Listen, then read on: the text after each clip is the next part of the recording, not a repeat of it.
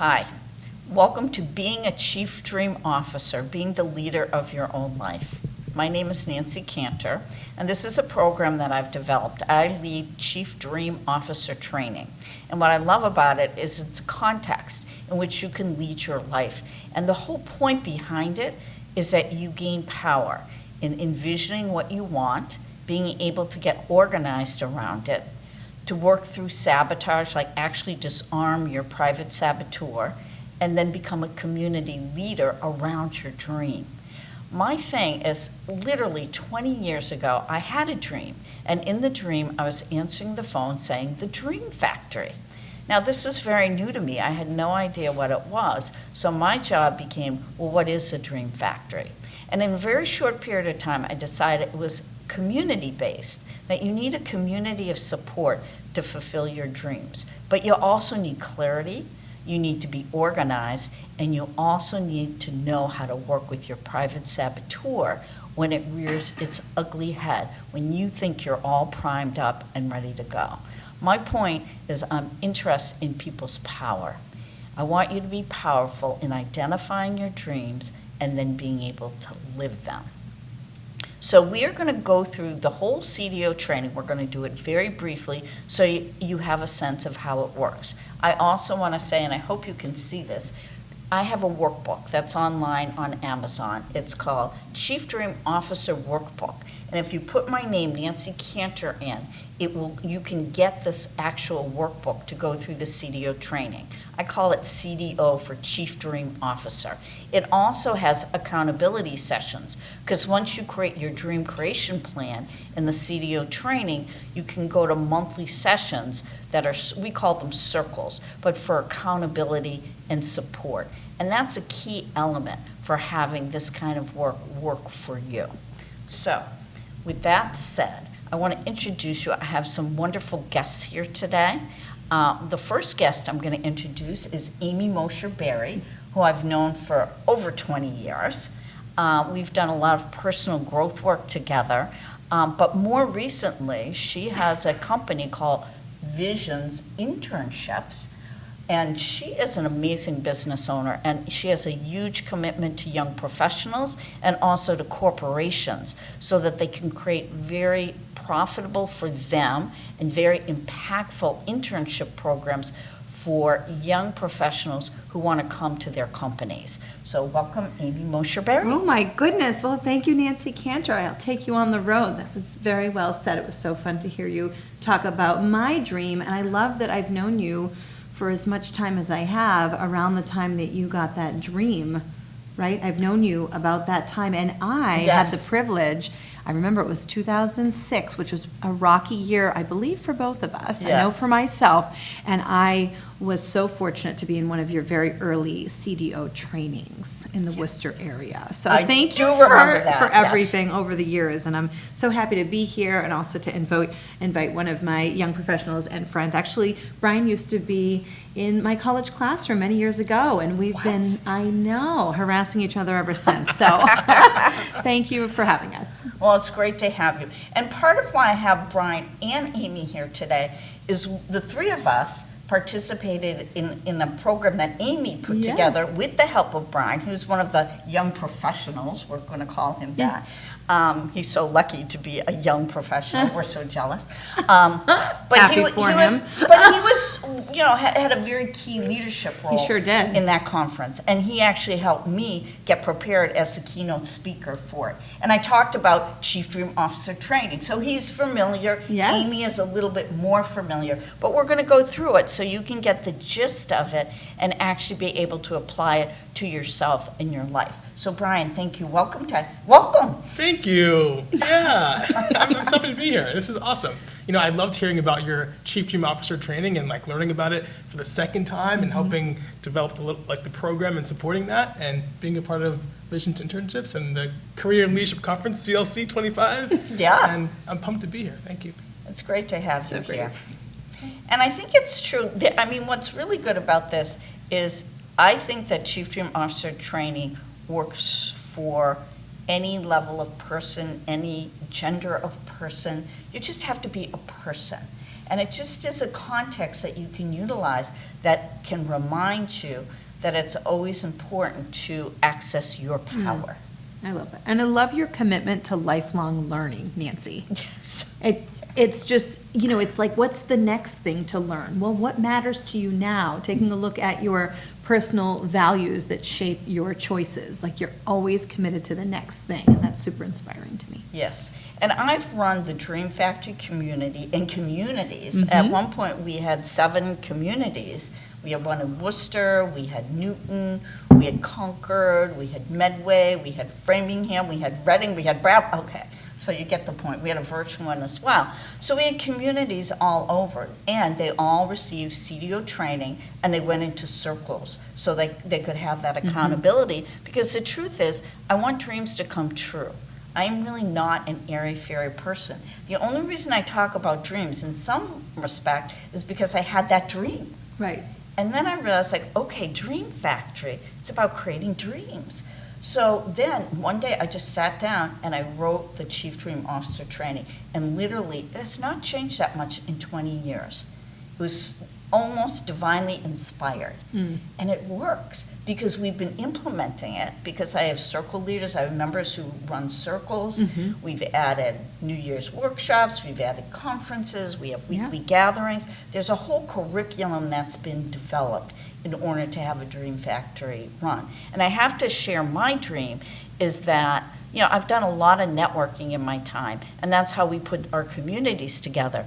But now I would like to bring it to groups of people that are already together to see how this curriculum plays itself out when it's done for individuals. But you can also do a Chief Dream Officer training for an organization. And I've actually done that. I've done one for Thermo Fisher, I've done one for Maravay Life Sciences, and I did a 2-year project at Fidelity. So I know this can work with corporate teams of people, and I think that's a direction that I really like.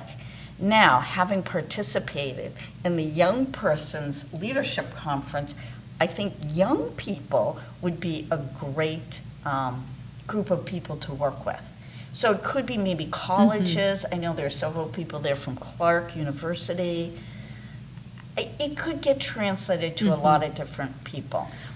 But I do have to say, and you can say more about that, but how my career has worked is that I've become a Chief Dream Officer myself. I have my own visions. I work, I get organized, I disarm my private saboteur, and I create a community of support. I'm actually really good at that, so that the right things come to me.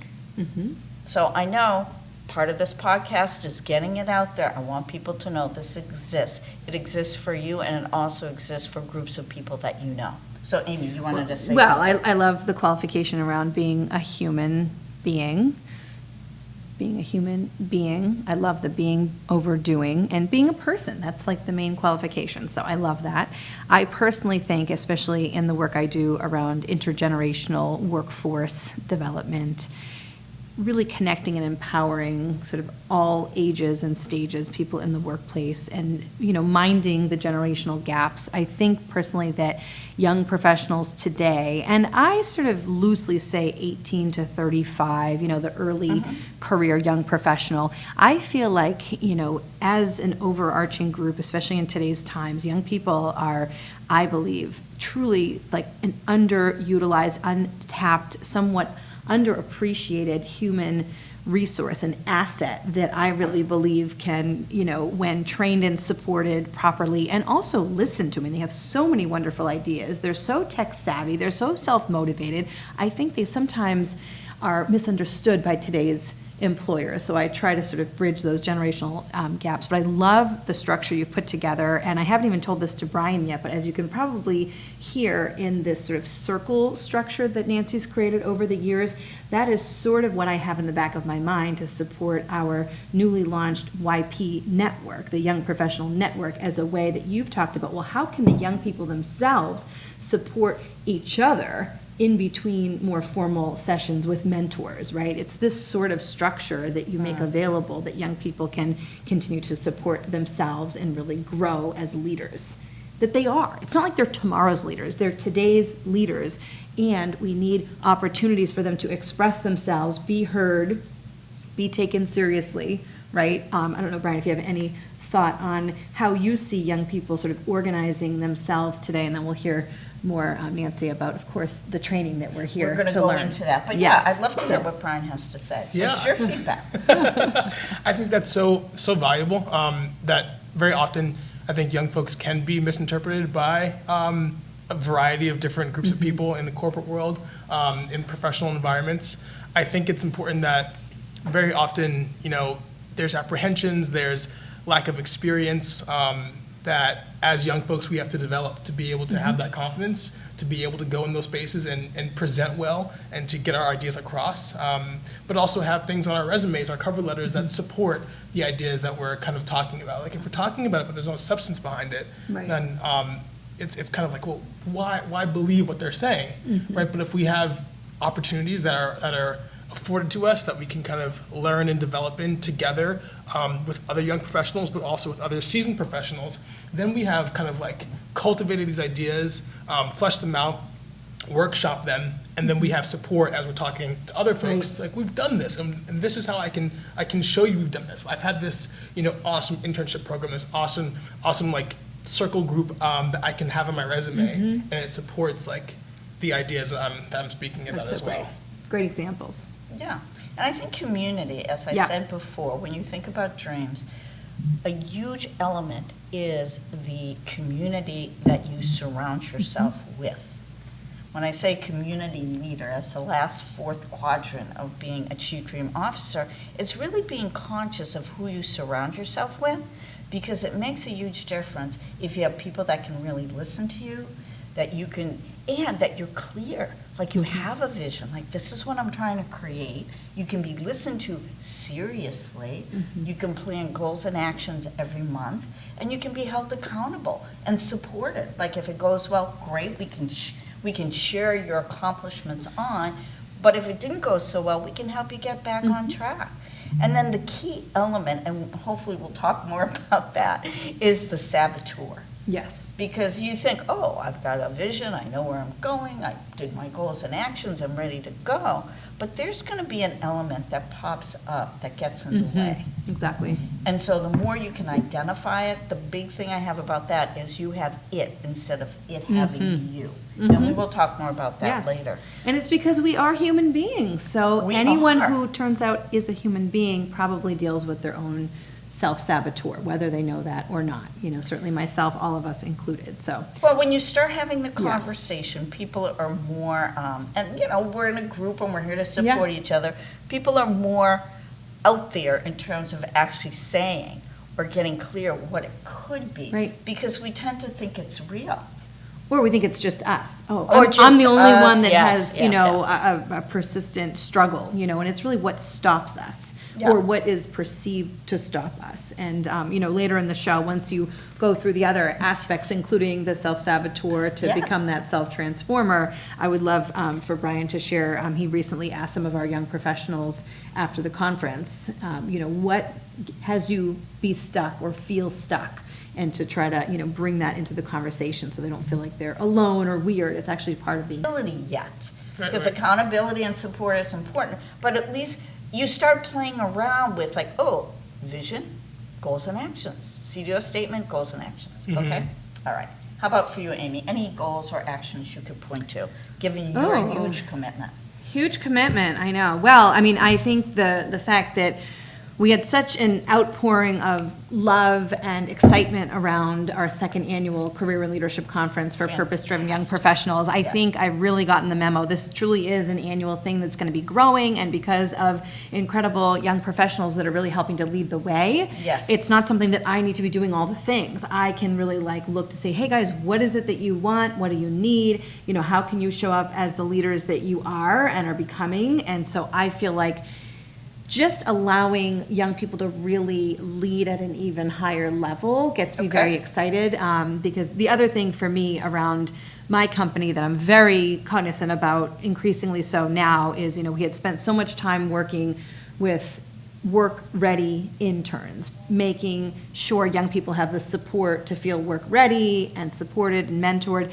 We realized that the organizations could also use some support to really becoming intern ready. So I Yes. am shifting a lot of our business focus with Visions internships to helping the right 2 to 4 people inside of an organization, could be for-profit or nonprofit, help them design, set up, launch, run, and really scale their own internship program to meet their needs. So that's really the focus, especially now giving a lot more of the leadership reins to young people. Now I can really show up and serve the organizations. Great, so you can see 2 goals in that. Yeah. I see 2 goals in that, I'm sure you do too, and Bryon does as well, and probably all of you have noticed this.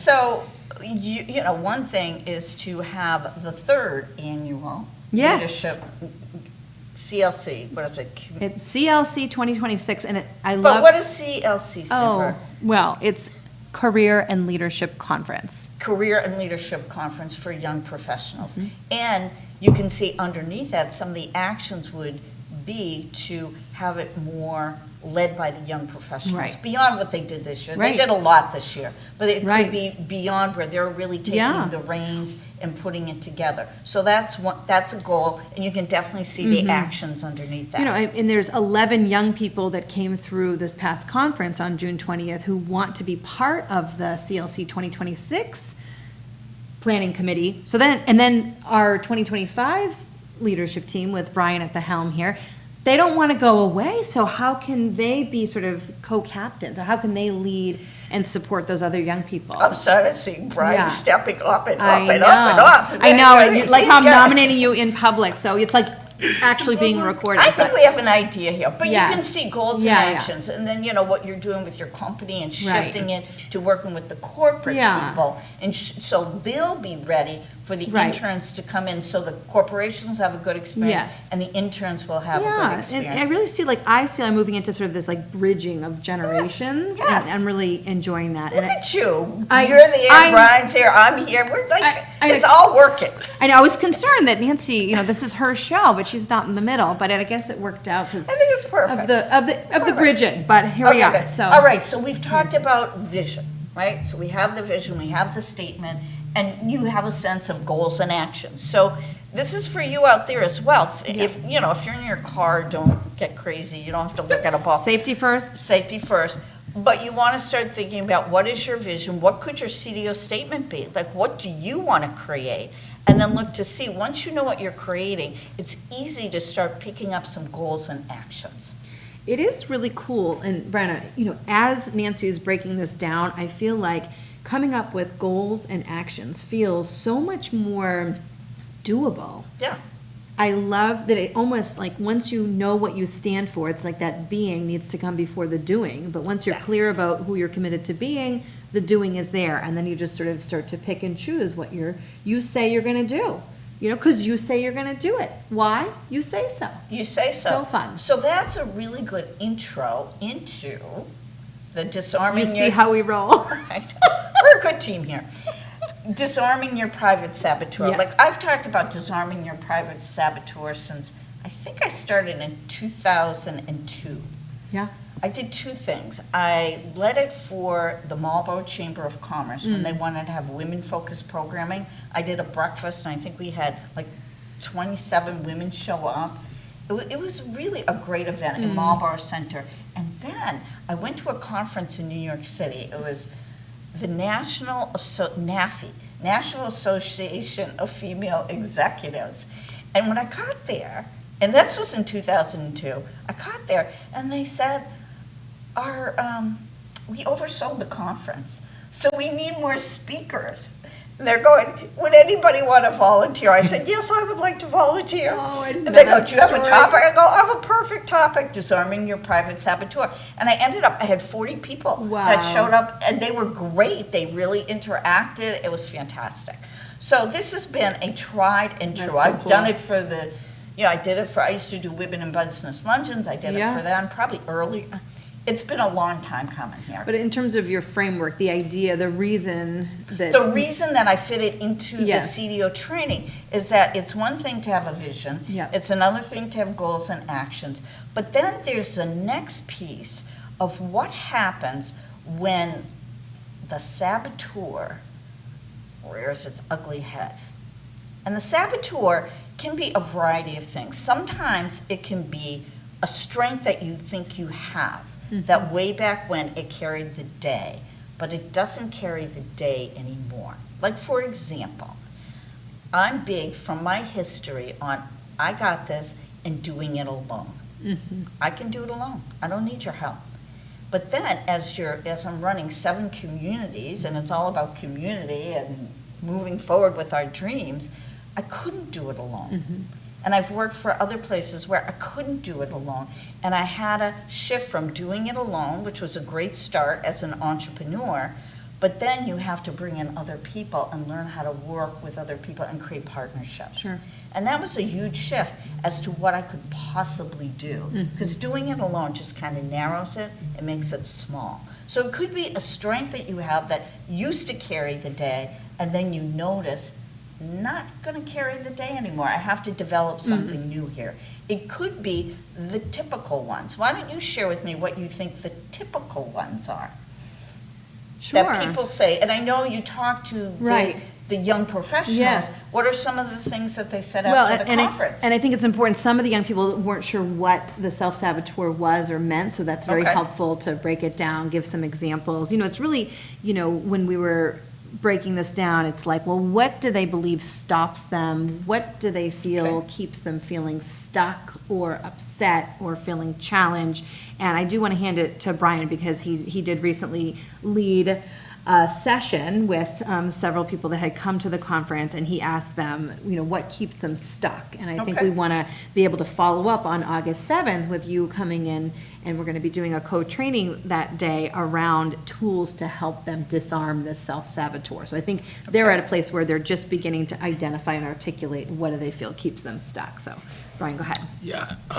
So I think one of the big ones, too, is that that I remember reading about, that I also agree with, and I think I mentioned earlier too, was the piece around not having some of the experience on your resume that can give you sort of like arm you with the confidence to like feel that you can be in an environment, a situation, and feel confident about that. And then I think that something that coincides is confidence, right? Like having the confidence to speak up and share ideas when you're maybe not, sure if it's the right time or the right place, but still sharing it and offering that opinion, that advice.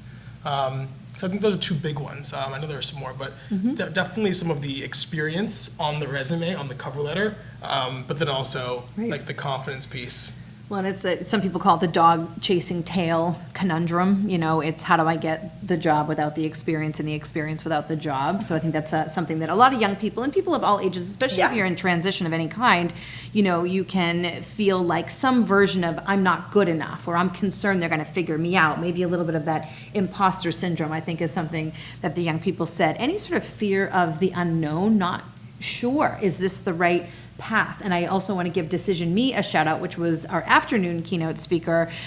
They're developing this incredible app, and I'm so excited to be able to use it more, but to help people make more concrete decisions so that they can trust themselves and make decisions with more peace of mind and confidence. So I love that, especially for young people, and I love what you brought up about a lot of young people definitely tell me, they're struggling, they want to feel more confident. And we've done some work. I know actually you had done a little bit, I don't know if you want to say anything about the self-worth piece briefly, because I think that's what's under. So sometimes people, you might hear, self-worth or self-confidence is almost interchangeable, but I think this idea of people of any age doubting themselves and questioning their self-worth, which is that more internal piece. And then by extension, it's like they want to be more confident, which tends to be more external, but it's like if you don't value yourself, if you're not willing to take action, which involves taking some risk, being willing to take imperfect action, it's going to be tricky to move ahead and try that new thing, right? If you don't feel you're worth it as a human being, right? Internally first, to then be able to come across as more confident externally. If you wanted to say anything about that. Well, I think it's good to note that a lot of this stuff is internal. Yes. If you're saying, I want confidence. Right. Well, do you go to the confidence store? Yeah. I mean, how do you do that? I think what ends up happening is that you have certain feelings. Yeah. You could have certain insecurities for a variety of reasons. But where you can disarm the private saboteur, the only place you can do it, it could be in your mind, but a lot of times it's hard to do it inside your mind because you think Yeah. it's something out there, you know, or you see somebody else and you compare yourself to them, like, oh, I can't speak like them, Right. or they have more experience than me. I used to teach a business development program at Kripalu, and people would talk about, you know, they hated business. They loved their work, but they hated business. But really what that told me is they didn't want to be out there in the world promoting their business. So they thought if they got another certification in some obscure thing that nobody actually knew what it was, that somehow that would flip the switch. Like, oh, if I had that. But that's just taking you off the hook for taking external action when you feel a little insecure. Like, you got to get out there. It happens on the court. Right. If you don't get on the court, it's not going to happen. And how you feel, it's okay to, but that's where we get to community of the Right, sport. The right. support, which is the fourth element, Yeah. is that you have people around you reminding you, you do have experiences. Maybe you were a receptionist for your father who was a dentist. Maybe you mentored somebody while you were in college. Maybe, you know, if you actually look for it, you can find experience. That's so cool. And getting on the court is what is necessary. Yes. And once you get on the court, one of the elements that I bring into this, you know, self-transformation and disarming your private saboteur is if you can identify these things that you do, like not feeling good enough. Yeah, right. Where does that come from? I mean, has there been a crowd following you around saying you're not good enough, you're not good enough, you're not? No, it's in your head. It's in a very dark place, and you are not on the court. So if you can identify it, get on the court and have it instead of it having you. If you have no insight into where that's coming from, you think that is a valid reason for not moving forward. You know, and again, because we're on this power punch timeline here, Yes. we're not going to be able to get into like how you help people right now identify the self-saboteur, but do you want to just say something briefly, whether perhaps this can be part of an invitation for folks to come? Really, anybody can join us on August 7th. It's a Thursday on Zoom, 12:30. So Nancy and I are going to be co-training, and it's going to be a great opportunity for you to actually walk through the process of how you help people disarm their self-saboteur. Do you want to just give like a 10, 15 second on how you do that, and we'll leave them hanging until August 7th? They'll be so hanging. Well, I do have a Harry Potter story that I use. Dun, dun, dun. Dun. And if you think about Harry Potter, he started out not so great. He was under the stairs in the cupboard, and then Hagrid showed up and brought him to Hogwarts. And, you know, before his magical powers were dissed and threatened and punished. Yes. And then at Hogwarts, he had mentors. Yes. And this is speaking about community. So he had mentors, he had classes, like disarming, you know, what was it? Defense Against the Dark Arts. He had friends, and he created a whole mission for himself. So rather than being this little boy under the stairs in the cupboard, he became something else. He became a famous wizard who had power. And that's what this whole thing is about. All right, so let's dive in. Let's do it. So the first piece is being a visionary. So that just means you see something, right? Some people feel things. Some people see things, some people just know things, but you know, it's an element. And you kind of start out saying, what are your skills and qualities and values that you want to bring to the world? Because that gives you at least a place to start from, right? Like if you're a great communicator, well, you could be a press conference person for somebody, or you could be an editor in a newspaper, or you could be a speaker that travels the world and talks about something. You know, it could have a lot of connotations, but it's good to start like, oh, communication, I'm really good at that. Speaking or writing, I'm really good at that. Or I have an extreme interest in animals and their care and what, you know, what can we do to make their lives better?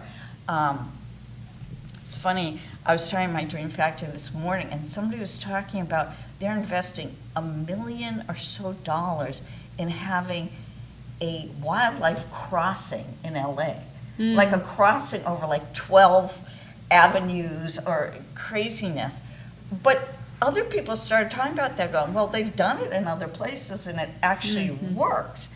So, but there's people who envision that. Like, there's a danger to animals. Maybe we could create, a crossing for them over the highways so they're not getting hurt. That's what you want to know about yourself. Like, what do you care about? Yeah. What are your values? What's important to you? So any thoughts about that, either Amy or Bryon, like in terms of what's important to you? Yeah.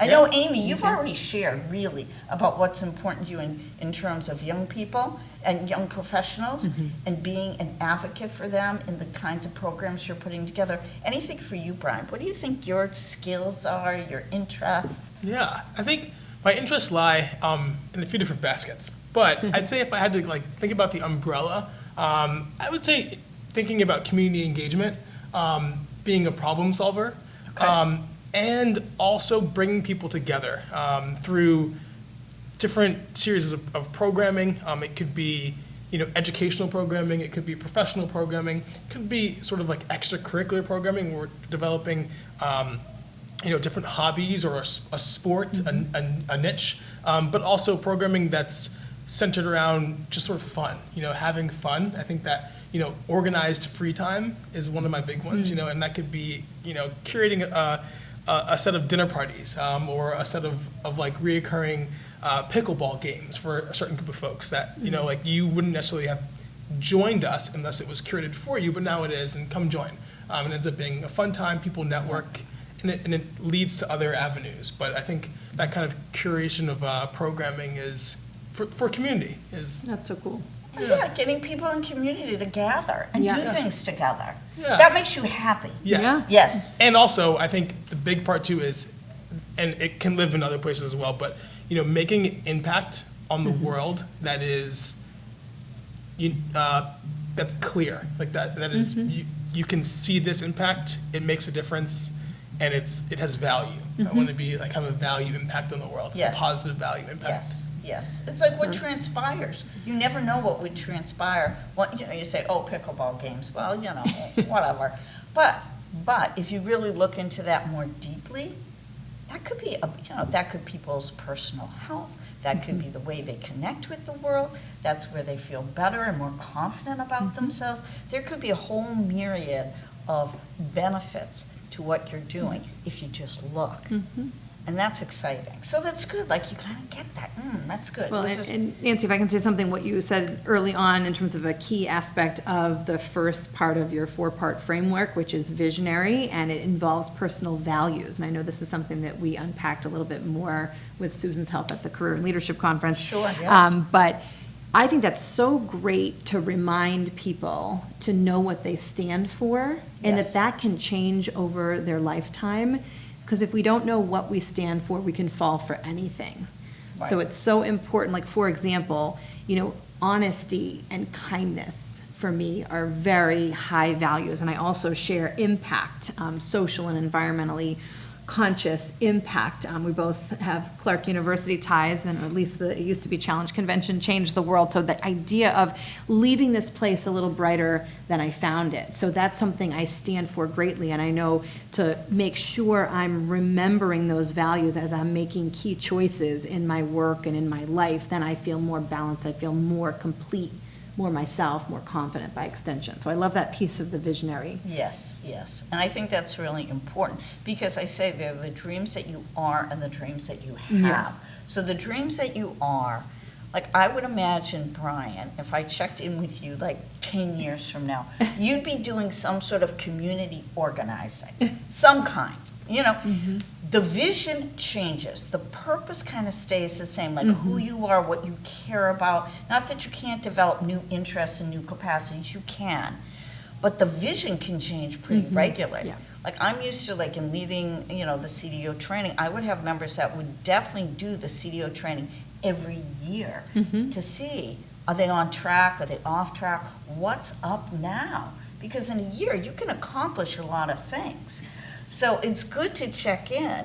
You know, you still care about the same things, but you might have a bigger vision as to what you can do beyond what you've done. Not that what you're doing is big or small, but either bigger or different vision about what you can do. Well, and I know in prep for this, Nancy, we're not going to do the actual guided visualization, but I wanted to just give you an opportunity to say something about that process that was extremely helpful and inspiring to a lot of the young people that you led during your morning keynote. And, you know, what do you want to say about the visualization piece so that we can move into organizer and the other parts of your framework? So here's the thing. It's the name of the visualization is Your Perfect Day. Yeah. And it goes through the whole process of like you're waking up in the morning, you're excited, what are you gonna wear, what does your room look like, you have breakfast, you wanna be nourished by that breakfast, and then you're off. Where do you go? Who do you work with? What kinds of things? So I'm very entrepreneurial, so it's somewhat work related unless I'm working with people that I know that's not a good fit. Sure. But it's like, you know, I can play around with it, but you go through your whole day. What are the things that really speak to you? Who are the people you're with? Then what do you do after work? You know, are you with your family? Are you with your friends? Do you go to an art opening? You know, where people can just tap into it and get a picture and a feel too. Yes. And from that, and then at the end of the day, you're going to bed and your last thought is, what a perfect day. And they go, oh, you know, how often do you do that really to bring that level of consciousness as to what takes up your day and how do you feel about it? And I know the feedback that I got from the participants at the conference, one woman was saying, I opened my window and the sun was on my face and I could feel it. I'm like, ooh, that's amazing. You know, other people, you know, are having more clear visions about other things. I know, I mean, because I've been leading, somebody had this vision that she wanted to paint her office yellow, like this bright sunflower yellow. I have no idea where people get their visions, but they come up with stuff, and the next thing you know, they're having a window that they open up the more, and the sun hits them, and it gives them a sense of inspiration. Or they paint their office yellow, and it has a whole new feeling to it.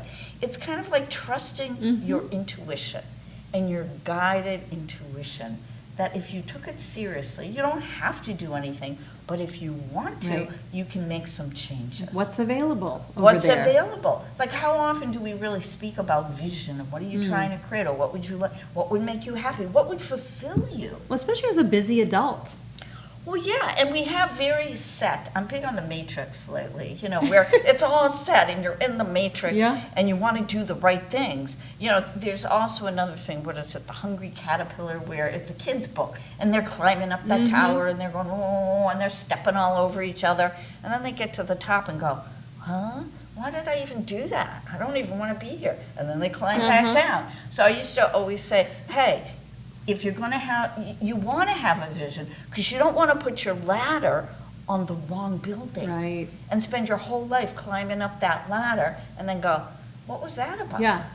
You know, so it's where you can kind of separate out and envision for yourself. There's definitely standards and people want certain things from you. Maybe you want certain things for yourself. Maybe you want to prove yourself in certain ways. But I think it's good to step aside and say, what do you want? Yeah, it's beautiful.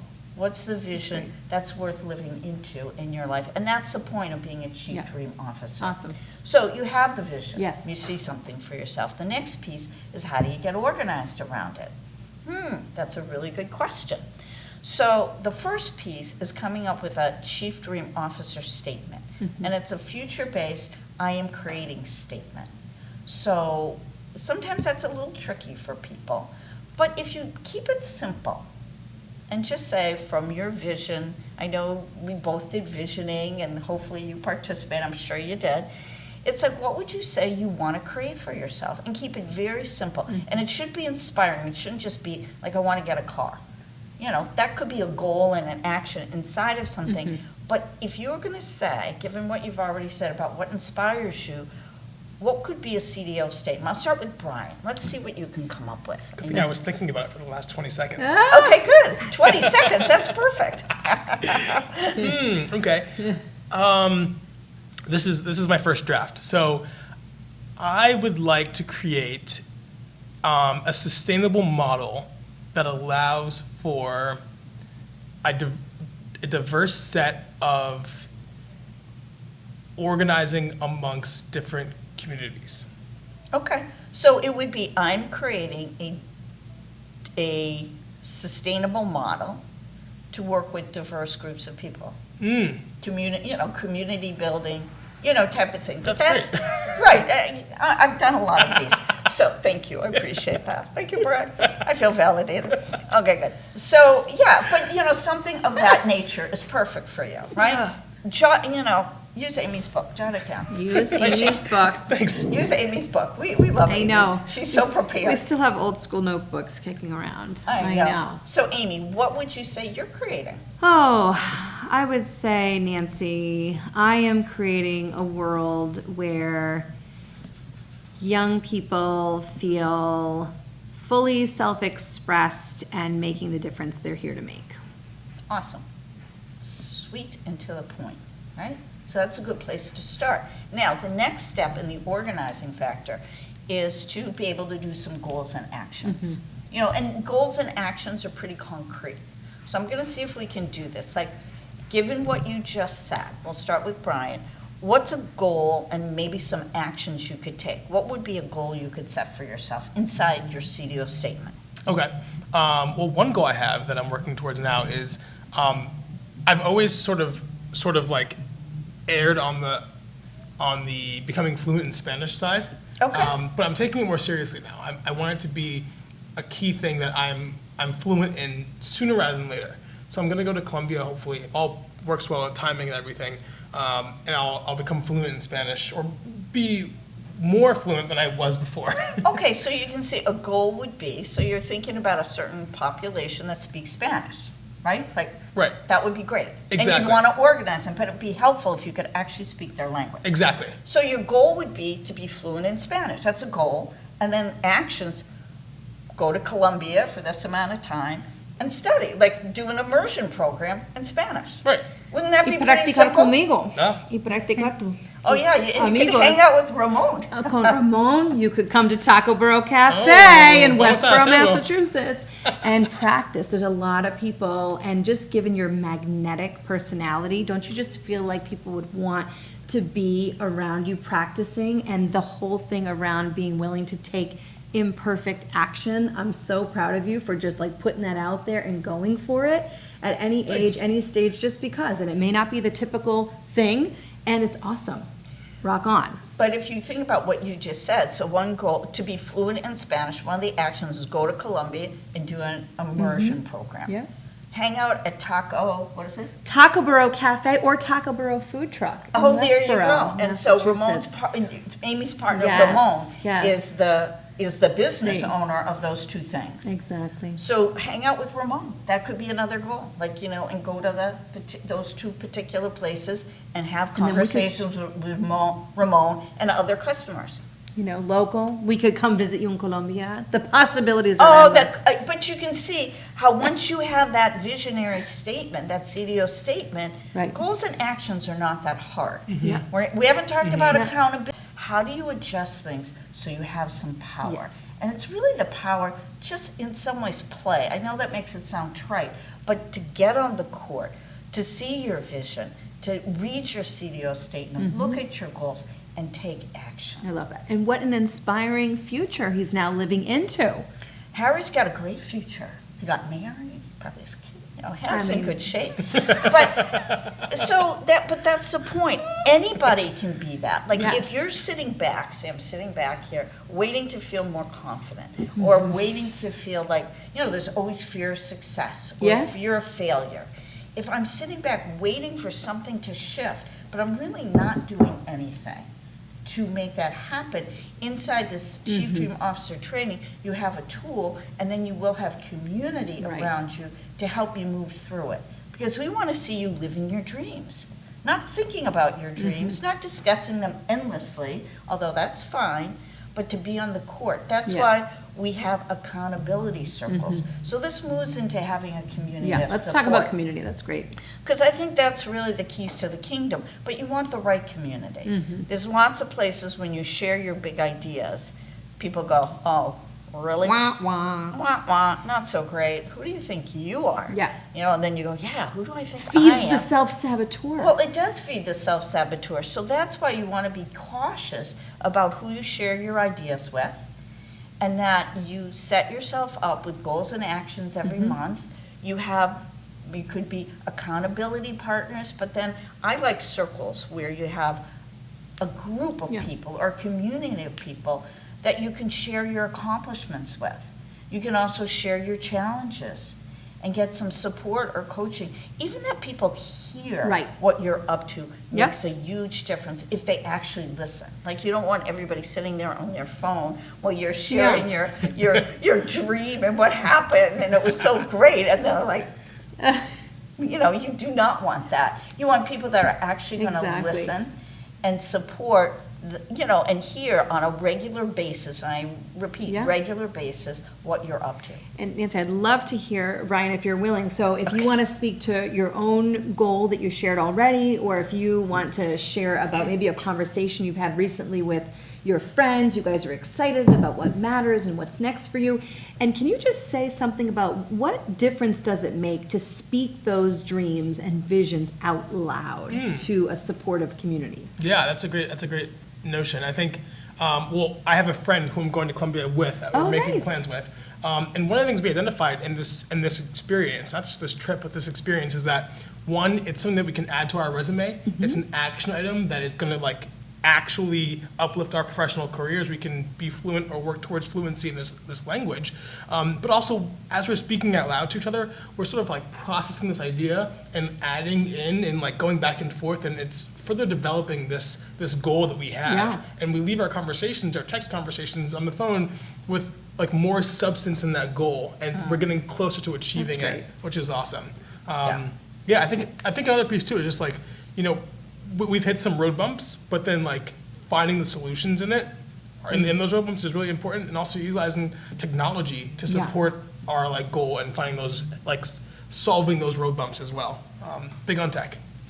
Well, and Which is tech great. and problem solving, I mean, that's something Yeah. we've had some discussions, you know, you show up, you figure it out.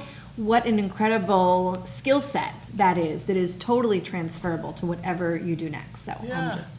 this is why I continue to hang out with Bryon. We make excuses to continue to harass each other because you're very inspiring to me. That you keep, you know, you're willing to try that new thing, and I'm guessing that your people who you choose to surround yourself, you know how sometimes people fall away, people are in our lives for a reason or a season, right? So you've probably, even since college, you know, you've probably seen your community change a little bit, right?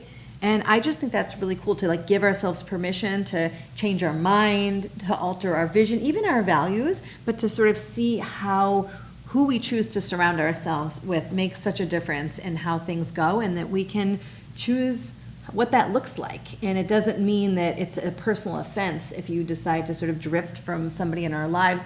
Maybe Totally. for whatever reason they're not as supportive, but you can still wish them well and still choose to be around people that will support those dreams and goals. So you keep rocking on. And they can be in certain categories.